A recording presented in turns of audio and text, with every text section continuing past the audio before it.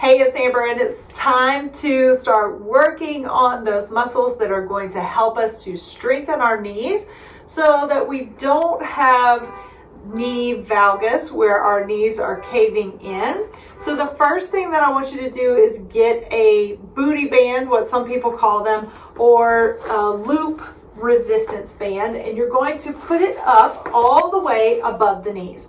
Now, I want you to put a little pressure against that, and we are going to roll it down to the ground. Your feet are going to go right up underneath your knees. I want you to take a big deep breath, let your belly expand, and then exhale and draw that belly button in towards the spine. Really get a nice connection through that core. Now I want you to keep equal pressure against that band. So it's not about taking and ripping those knees out. That's not what I want. I want you to think about from your hip to your knee that you are equally pressing on both sides into the band. And then we're going to keep that belly button in, lift up, tighten through the glutes, keep that equal pressure against the band. So it's not this. I don't want those knees going out. I want pressure to hold the band, and then we're going to come back down. So we're going to rep this out, tight squeeze at the top, slowly come back down, keep that core engaged by drawing that belly button in and up. Don't forget to breathe as you're going through. Keep that equal pressure on that band. We're taking it down, the butt just taps the ground. We're lifting right back up and going into a squeeze and a pause at the top. The whole time, equal pressure against that band. One more of these. Beautiful. Now I want you to come down. Bring your feet together. Roll over to one side. Just rest your head down on your arm or a pillow or a yoga block, whatever you've got. So I want your feet to stay together, and I want your knees to stack directly on top of each other. You've got to pay attention to this, that your hips stay still. Your hip bones stay in alignment. That means that there's no rocking back. You're not letting that top hip bone roll back. It needs to stay here. That's going to take engagement through the core. And then I want you to think about your glute right here at the nice top sweet spot of your glute there, to lift and use that muscle to bring this leg up. This muscle tightens and the knee raises. It's not about pushing against that band and just trying to go as hard as you can. It's about keeping that core engagement, keeping those hips aligned, and using the muscles that are meant to be used here. Press against that band, pause at the top, and then slowly bring it down. And you should be able to feel that muscle working there, right there in that glute. Let's go for 3 more of these. Here's 3, 2, and 1. Excellent. You're going to just roll over to the other side. I'm going to spin it so I can keep facing you.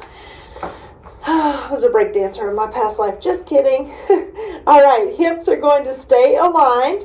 Bring those feet together so the feet stay closed. They stay together. The knees are what's separating, but the action is coming from here. Your core is engaged. Do not rock those hips. Lift. Now, it's not about pushing with your knee. I want that glute to fire here to lift that leg up. Exhale as you lift. Give me a little pause at the top so that that glute is firing, and then slowly bring it back down. Good. Halfway done on this side. Make that glute work. Don't roll those hips back. They should be stabilized and still. 3, 2, and 1. Excellent. Okay, now I want you to take it into a standing position and find a wall. You're keeping your band wrapped around right above your knees. You're going to lean into the wall. Slide your butt down until your hips and your knees and your ankles are all aligned, and then I want you to just give me equal pressure against that band and hold. Fire in those glutes, press out against that band, and we're staying here. 10, 9, 8, 7, 6, 5, 4, 3, 2, and 1. Excellent. Take it to standing.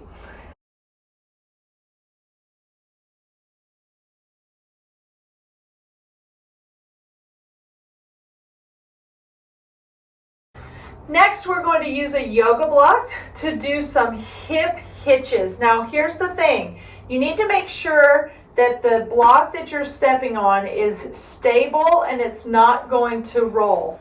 You can do this on other pieces of equipment. Like if you happen to have plate weights, you can step on top of those, or if you've got something that's really sturdy, like an actual step, you can do this on there. So the thing with the yoga block is you've got to make sure that you're right directly in the center, otherwise it can flip and then that's asking for trouble with that ankle. So please make sure you can stabilize on top and right square in the center of your block. Now, this takes a little bit of concentration. What I want is for your hips to move. This hip drops, all right, and this hip is up, this hip is dropping, and then I want you to use the muscles to lift that hip up, all right, so it's a hip drop, that foot goes towards the floor, and then it's a hip hitch, okay. This takes a little bit of practice. You can use a wall to help you stabilize. I'd much rather you be stable. I'm just going to grab my TRX so I don't have to move out of camera. I'd much rather you be stable and focus on the hip hitch as opposed to trying to work on your balance on this. That's not what this is about. This is about your hip and helping that knee get into the right placement. So we're going to do 10 of those. I think we're close. I think we have 2 more left. So drop the hip, lift the hip. Now, step off carefully. Let's go to the other side. And like I said, you can do this on a step, okay? It's probably a lot safer. Drop the hip, lift the hip. Drop the hip, lift the hip. Drop it. So when you're starting to do these, it's a little weird at first. It's just a movement that most of us don't do every day. So you kind of have to get the feel for it, get in front of a mirror, practice it a couple of times. And then once you get that feeling, your brain will kind of get with it and it won't be so weird as you go to practice these. But I would practice these every single day. Make sure that knee is going right directly over the center of the foot. And we've got 1 more. Good. Now, the last thing that you're going to practice is a little hip hinge. So think about keeping your knee right over your 2 middle toes. That's where your knee needs to track. So if you see it wiggling in and out, which with knee valgus, what happens a lot of times is that knee starts to go in. I want you to correct it. So this means you're going to have to look down. This leg is going in the back. Drive. So we're hinging and that knee is going to drive forward a little bit and then we're going to come up. So hinge back, let this knee bend, let it track over the middle. If you want to put that back leg down so you don't have to worry about balance, please do that. It's much better for you to work on the tracking of your knee than it is your balance. Do your balance separate from this. They're both important. You need to do both of them, but not at the same time until you get really good on this. Now, the other thing that's really good about this is to take your shoe off and do it. I should have said that from the start, right? So, watch. Now you can see your toe, okay, your toes, and then you can practice that hinge with that little knee drive forward and back up. You can engage through your feet. You can let those feet connect with the ground. And you can see it's not that it's not easy for me either. My little ankle and knee is wobbling all over the place. We have to practice. We're going to do 10 on each side.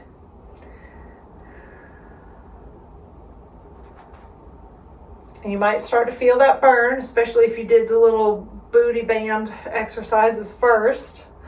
Let's go 4 more. 4, 3, Good. 2. And then last one. All right, let's talk a little bit about how often you should do this. Definitely working on these every day, especially when you've got that knee valgus happening quite often, and making sure that you start out slowly. So if you have not been exercising, if you haven't been doing these exercises, start out with just one set, just like what I did here in the video. As you start to practice more daily and you get stronger and it gets a little bit easier, then you can go up to a second set of each of the exercises. Don't try to start out with 2 and 3 sets of these right off the bat. That is way too much. One set of about 8 to 10 reps is good enough, because the point is for you to make sure that you can connect your brain with your body. You can fire in those glute muscles that I need for you to do. Because a lot of times when we have things like this that are happening in our body, something else is weak or potentially what I call turned off. It's not firing like normal. So you've really got to make sure that you're walking through the steps of each of these exercises and that you're firing the correct muscles, not letting the incorrect muscles take over, because that's something that happens in our body. And you'll start to see that that knee valgus is getting better the more you practice these. So good luck. I hope this helps you with your knee pain if you have any. And remember, if you have any questions, just shoot me an email.